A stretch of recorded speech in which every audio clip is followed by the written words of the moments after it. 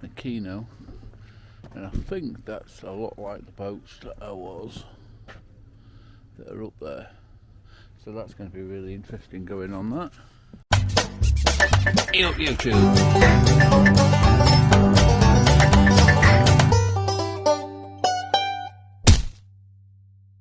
Is it the same as the ones in the graveyard up there? It's similar. I'll tell you a little bit about what makes the SS Keno unique, but it's a similar type of boat for sure. Right, no worries. Of course, in much better shape than the ones at the Paddlewheel. Yeah, no.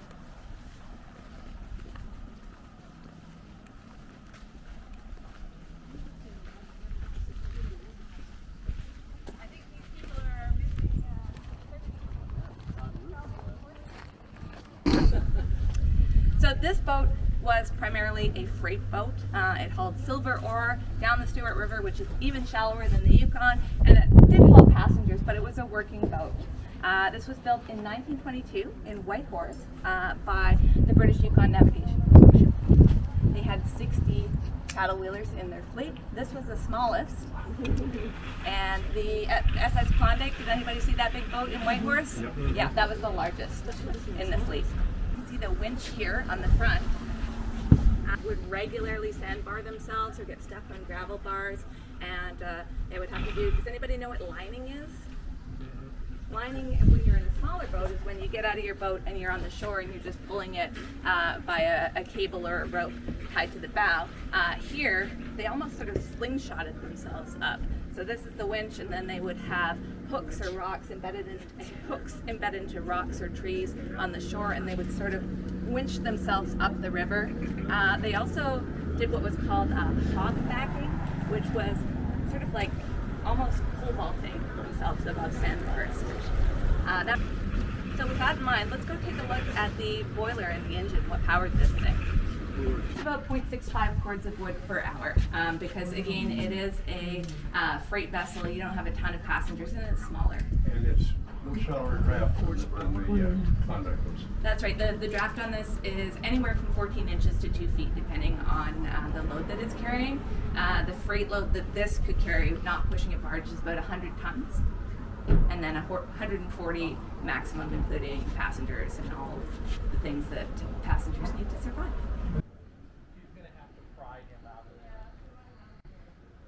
Let's go look at the other end of the boiler.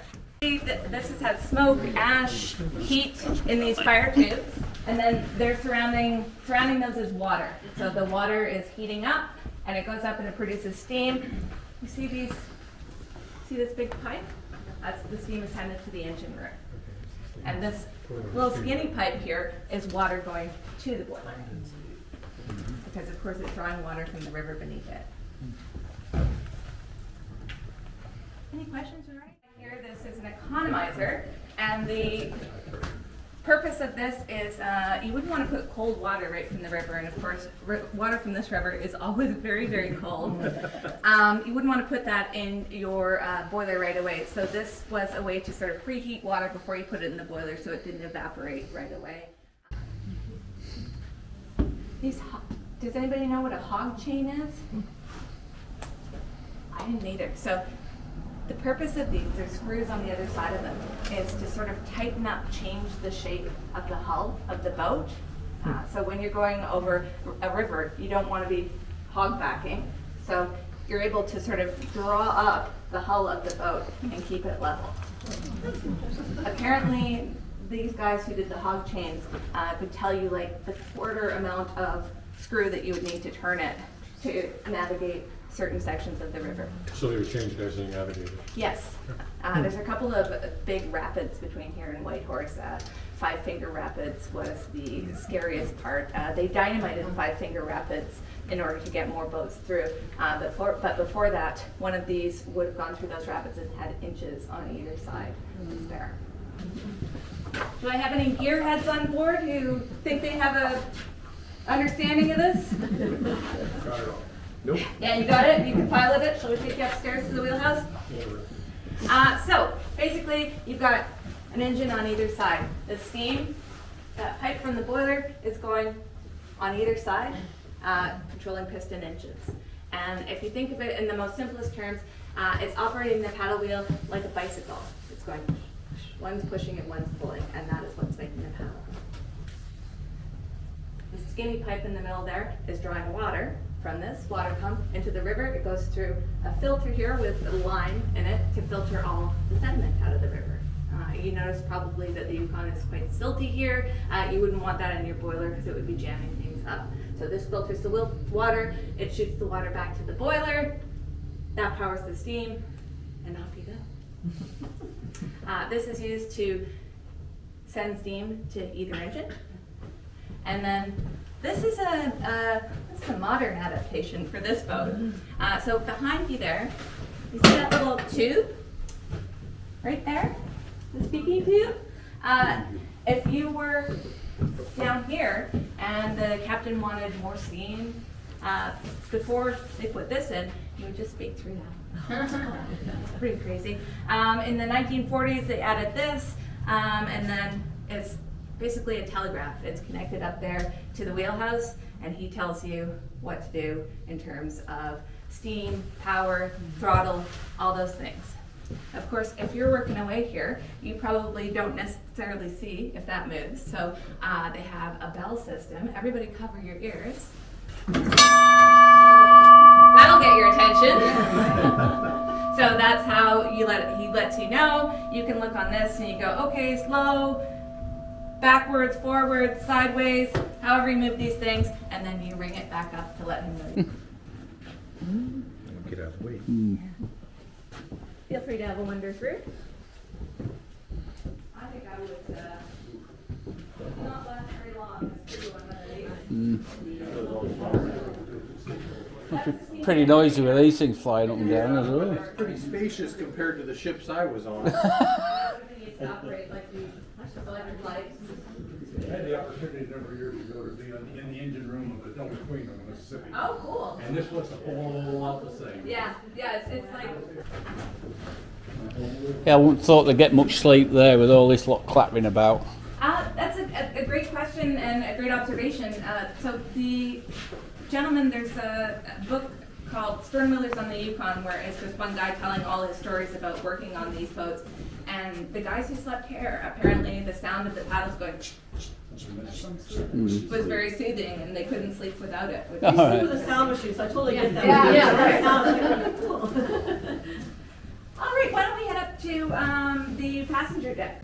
Yeah. That's exactly what happens. It's a locomotive style engine. So these pilots were incredibly skilled. And if you come back here, I'll show you their navigation tools.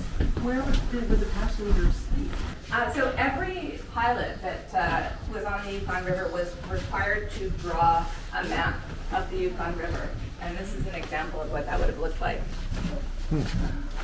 And they had to do that every season because the sandbars shift beneath the current. So you can imagine the amount of knowledge that they would need. They also downstairs near the boiler, they have what were called sounding poles. And a sounding pole would be just a big long pole that you're putting in the water and it has numbers on it, and you call out the depth of the river to the pilot in the wheelhouse there. Mark Twain. Mark Twain, you guys already know that one. Yeah, by Mark Twain. So as you can see, the sleeping quarters are pretty rudimentary. This was not a fancy passenger boat. This was a working boat. I think I would go crazy if I had to sleep in these tiny quarters, but people were tougher back then, I think. This is the main deck. The captain and the engineers would have been on the second deck. We actually can't go up there because this is canvas decking, so it's very, very thin wood with canvas stretched over top of it. And the reason that the wood is so thin is they want these to be as light as possible so they can move very quickly. So we didn't used to be able to take you even on this deck because it wasn't structurally sound. We've shored this deck up, but this deck is still very, very fragile. And you can see downstairs, you can see where the wood started to rot away, that it's just super, super thin. Here to Dawson. And the Rich Man's Route, a lot of people that came up on that were not looking to find gold. They were just looking to sort of see the last frontier. Yeah. So That's you a have 13, 18-day ride. Yeah. Yes, Roosevelt's up here, Guggenheim's, Donald Trump's grandfather was up here, if that matters to you. And they sort of just came up to sort of see what was going on. Two people that came up via that route were Mary Hitchcock and Edith Van Buren, who was the grandmother of the American president. And they came up in style on this thing. They brought cases of champagne, a dozen pigeons, and a portable bowling alley.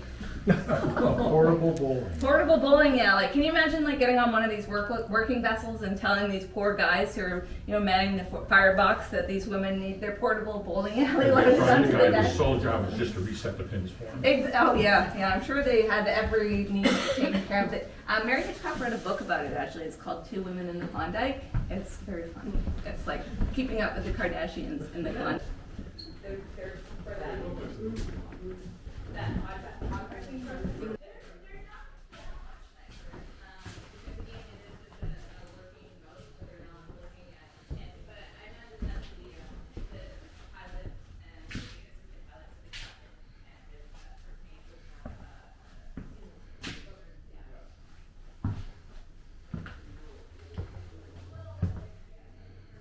Fascinating.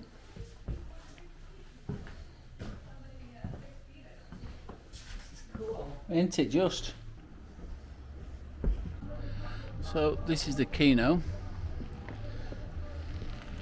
This is the boat that I was on not so long ago. You can see the draft. It's tiny.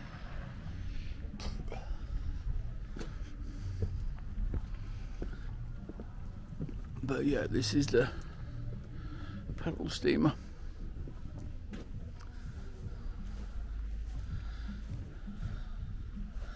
And that's what it should look like on the ones I was looking at yesterday.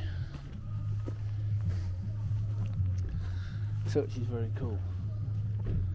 God, it's hot. I have to take my jumper off, I think. But yeah. Very cool, because it was in Whitehorse. It had been up and down this river all the time. And the last captain who used it in service actually like 10 years later, 7 or 10 years later, he actually brought it up from the Whitehorse back to home up here. And very cool. Very, very cool. But what she was saying about the reason why they have the side, the rear ones, is better in shallow water, but the ones on the side is no good for this in such shallow water. They're just too slow. Right, on to the next show, which is a walk around the town. I'll see you in a bit. So all of the buildings that Parks Canada preserves and presents here, the name that he gave us is Jo Plek, and loosely translated, that means dusty, moldy, old buildings. This dusty, moldy old building, not much to look at, but it used to be the Canadian Imperial Bank of Commerce. So they wanted to build big stone buildings that would sort of show that this was spoken for. Stone buildings sink here on permafrost. So the way that they got around that was they built wood frame structures, and then they covered them with pressed tin and mixed sand and paint together and painted it to give the illusion of stone.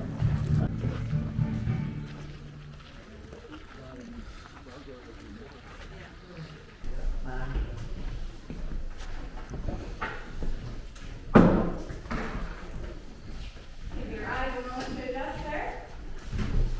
So welcome to the Bank of British North America. This was the first bank on the scene in Dawsoncity. They beat the CIBC where we just were by about 3 weeks. This is the original location. This is not the original building. The original building for this bank was a wall tent. I didn't know this about architecture, but those false fronts that you see in frontier towns, those served an economic purpose. If you were a business operating in a boomtown, boomtowns were kind of a dime a dozen back then, and you didn't necessarily know if the town was going to last. You know, sometimes they found gold somewhere and they set up a town and it turned out to be buggy or just unsuitable to build a town site on. So businesses sort of got wise to cutting their construction costs, and they would just direct the front of the building. It looked fancy, and you would walk through the door and it'd be a wall tent. I have read, I don't think this happened in Dawson, but I think it happened in other Alaskan gold rush towns where people set up fake banks just for a day. They'd say, oh, we're this bank, and people would deposit their gold and off they'd go to the next town. A lot of short cons happening during the gold rush. 1899, they built a log frame structure here with a fireproof safe in the back. Later that same year, Dawson had a fire that claimed 117 buildings, and that fireproof safe, not so fireproof after all. I have some photographs here of the poor old teller standing next to that fireproof safe. Apparently they had 2 Northwest Mounted Police officers stationed on either side of the bank while the teller sifted through the ashes of the fire to get the gold back, and they were able to recover 90% of it. So we are standing in front of a building that I think is the heart of Dawson, and it's actually across the street. This F.L. pink building here is the Westminster Hotel. That is the oldest continually operating pub in Dawson, or in the Yukon, I should say. It's been operating every day since 1898. You'll hear locals call this spot the Pit. And that is because, do you guys see what the sidewalk is doing in front of it? Mm-hmm. The floor looks like that inside. And those people who built the pit didn't know about permafrost, and so they built it right onto the ground. The pit is sinking into the ground. It is held up with a system of rigs and pulleys and duct tape, I think, at this point. But it's the beating heart of Dawson. There's 2 pits, actually. There's a tavern side on the left that opens at 9 o'clock in the morning.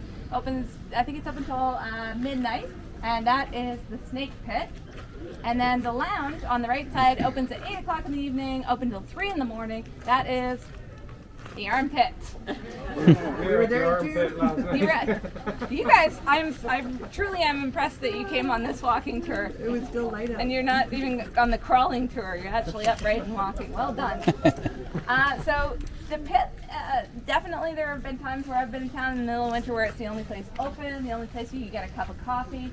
So all roads pass through the pit sometimes. There's no class distinctions in there. You might be sitting next to the richest person in town on one side of you and the poorest on the other. And it's kind of just the great leveler, even though nothing in there is level. Yeah. So back when we were at the Gilles Fleck, the dusty, moldy old bank, I told you I would show you a building made in the same year by the same architect. There it is. The Masonic Temple. Sure looks like it's made of stone to me, but of course that is a wood frame building with pressed tin covering. Why they're so secretive. That used to be the Freemasons were here, the Odd Fellows, the Royal Order of the Moose. What were all those secret societies doing here? I have no idea. It's a secret. So this is the old post office.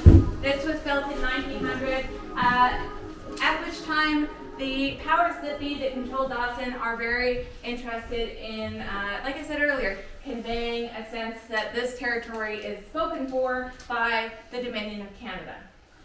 There are Americans very close to us at the Alaska border there. They want to make sure that this remains Canadian soil. So it's a town of 35,000 people. They want to construct big, grand government buildings that will convey that this town is not up for grabs. At this point, Dawson has 35,000 people, 64 avenues. We have 8 now, 64 up into the hills.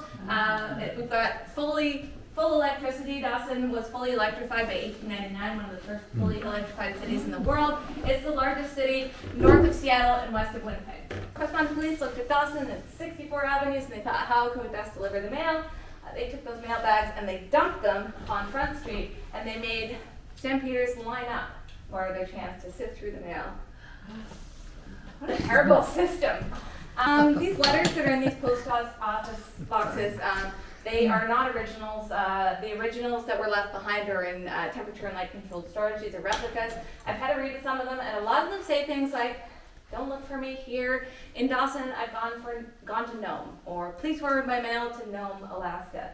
And that is because in 1899, gold is discovered on the beaches in Nome, Alaska, which is on the Bering Sea across from the mouth of the Yukon River. And there's no permafrost in Nome, so all of those gold rush stampeders who got here too late thought, oh, it's much easier to go to Nome and mine there. I'm not much closer. I will get there first this time. And off they stampeded to Nome, Alaska. So 1896, there's nothing here.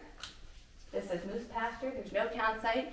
By 1899, there are 35,000 people. There is full electricity, telegraph line. There is rail service. The women are walking down the boardwalks of Dawson in the latest Paris fashions. By 1902, there are less than 5,000 people here in Dawson. Apparently, one day Dawson lost 8,000 people, all going down the river to seek their fortune in Nome. And it's Sue. Thank you very much, folks. I hope you have a wonderful time in Dawson.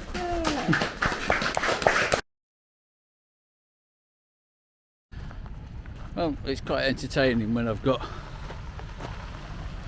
to get a ferry to go to a pub. Sourtoe cocktail. Go and have a look.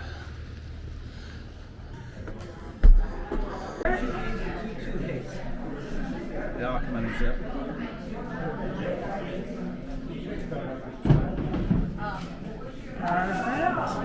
Let's get you in our logbook.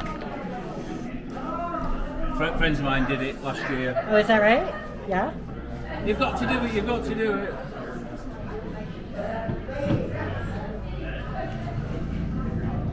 UK. Holy moly, you're a long way from home.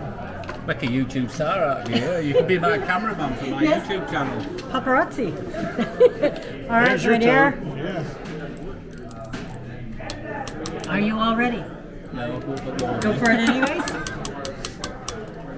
You can drink it fast, you can drink it slow.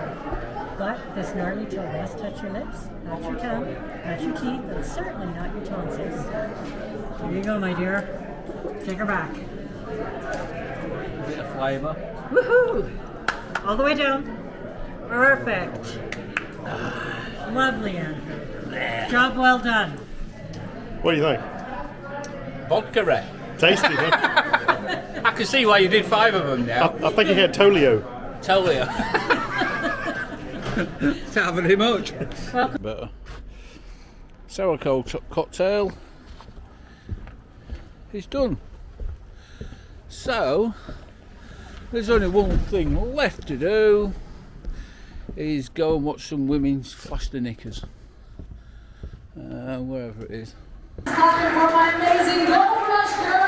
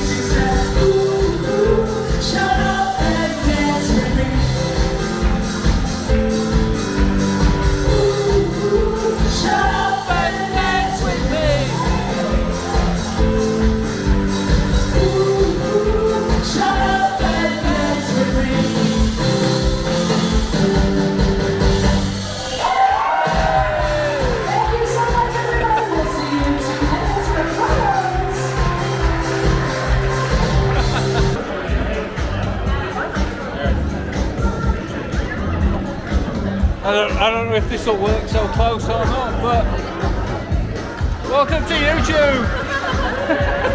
Thank you so much, folks. What a lovely group you are. Yeah, that was cool. Really appreciate it. We'll see you. Well, that was a very enjoyable night at Gerdy's. I did the Sourtoe and now I'm pissed up and I have to catch a ferry going home. Hopefully it's still running. Never thought to check, but the Can girls were very likeable. Yeah. So we will catch you later. Bye if I survive and I don't drown, because I missed the ferry and I think the ferry's just about to go, so let's wait for the next one. Right, see you in a bit. Bye. Another part, as you can see around me, I'm going to go a bit slower. It is It is 10:44 at night. Yes, 10:44 at night. And it's frigging daylight. As you can see, the sun over here, over these, when I walk around past this building here, look. I walk slow. I'm going in a straight line, honest officer. You can see the sun still there.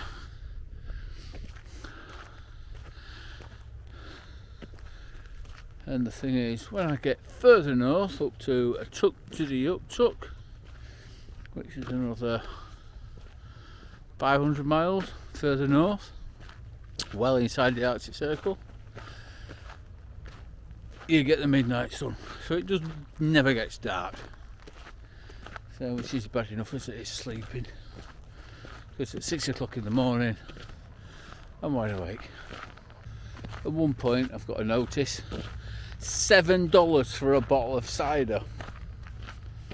Jesus. That must have spent a bit too much money that night. Good night though. And I even managed to message Ella in the last bit of can. So hopefully she enjoyed that. A house you can finally own.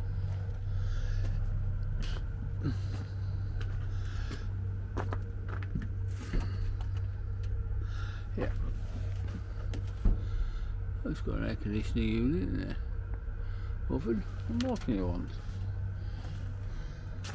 There's a deco.